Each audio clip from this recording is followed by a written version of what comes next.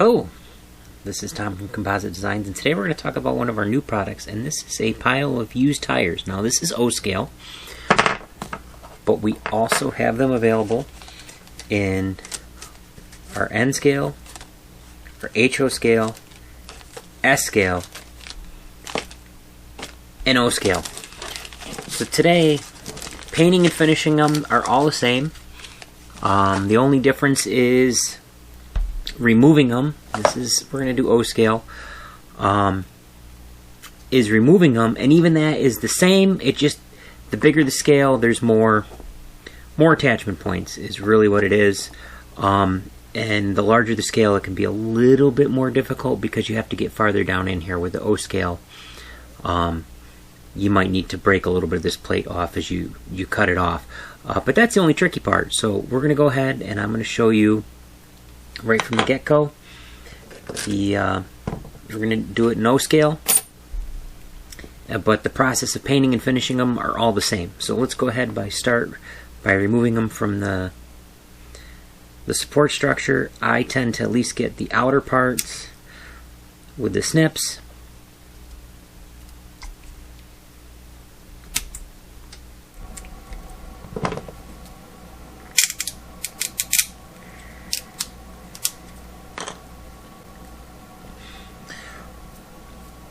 Once you get the bottom off, try and get as close as you can, but you're never gonna, especially with the O-scale, you just can't get in there far enough. So what I do is I take the snips, I come through, get as much of this off as possible, just kind of getting it as flush with the tire as possible, the bottom of the tire.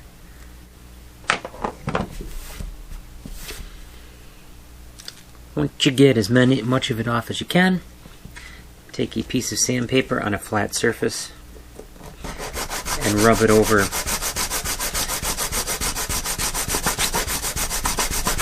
some. That will give you a nice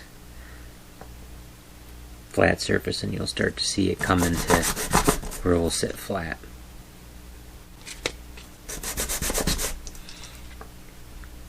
Sand it to where you see fit, and then go ahead and clean it off. Find yourself a good way to hold it. There's all kinds of gizmos. Honestly, I'm just going to use this little container cup and some tape.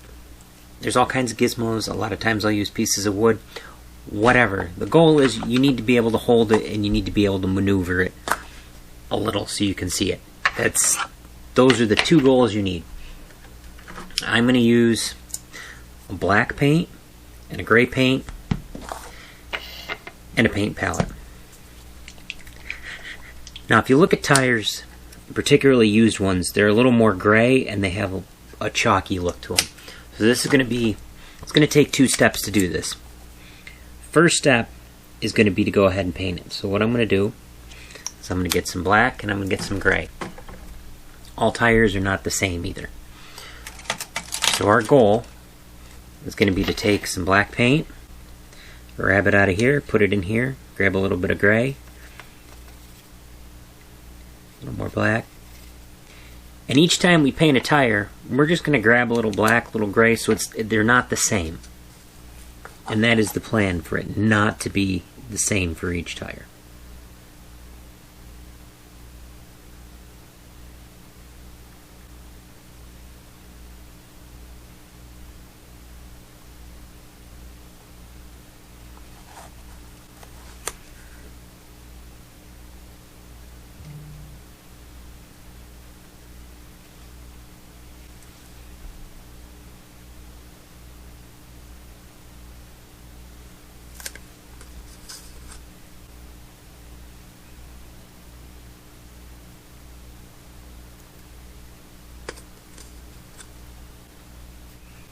Now that we're going on to another tire, we're going to add a little bit more gray, a little more black.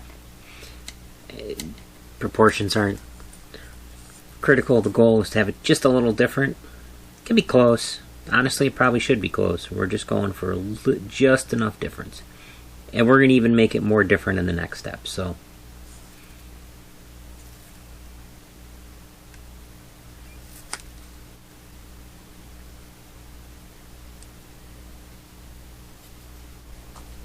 okay, so we've let that dry. And now this is we want to give it a bit of almost a chalky look. If you look at old tires, they have kind of blotchiness, especially if they've sat out in the sun and stuff, which is what we're going to do. We're trying to simulate here. So I have found the way I like to do this is with some pan pastels. I believe you could use chalks too. I am going to use black, and I am going to use titanium white.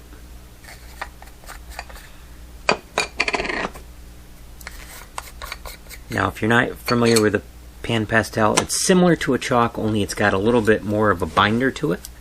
It comes in this container that looks kind of like a makeup container. You can get them art supply stores, some of your hobby shops. There's a lot of places you can get them. So the first thing we're going to do is we're going to take some white, get it on the brush. I take a little bit off. I don't want it too loaded. And then we're just going to put it on here. And I understand it looks heavy. It's okay. We're just going to rub it around, rub the whole thing.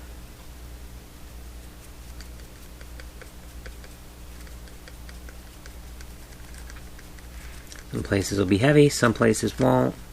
Be lighter, that's okay. Remember, real life is variations.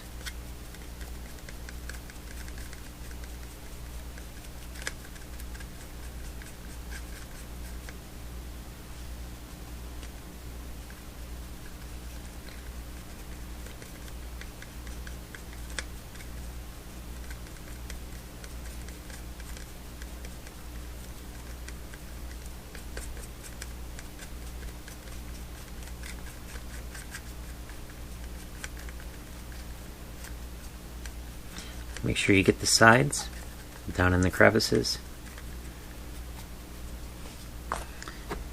Put the white aside.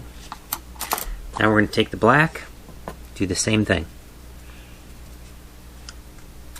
We're going to go over the whole thing, and you'll see that will immediately tone down that white.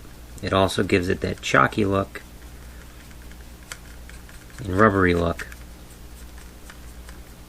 Used dry rotted look of a tire that's been sitting out the sun, discarded after it already had a lot of miles on it.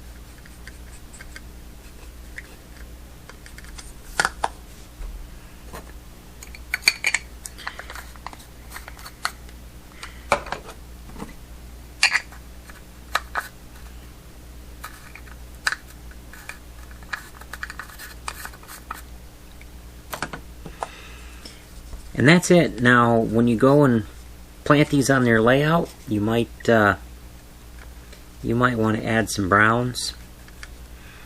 You could always add, even using the chalks or the pan pastels. You know, you could throw some browns or whatever you wanted in there for more. But for just a basic tire, I found this works.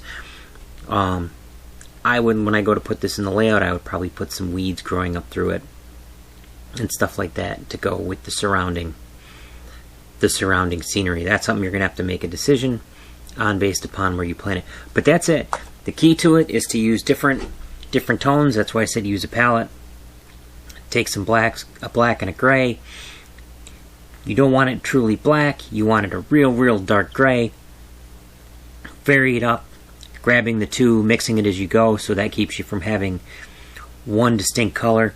Then you go over that with the white and the black pan pastel, which honestly I think you could do also with chalks. I just prefer the pan pastels because they're a little bit more permanent. They will I don't want to say cure, but they will stay on better than the chalks. If you use the chalk, I would definitely want to hit it with a dull coat or don't touch it. The pan pastels will hold up a little bit better to it, and it's just my preference, but you could do either. But that's it. They're available by the time this video is up. They will be available on our website, compositedesignsinc.com, and they are available in N, HO, S, and O scale. Thank you for watching, and I hope to see you next time.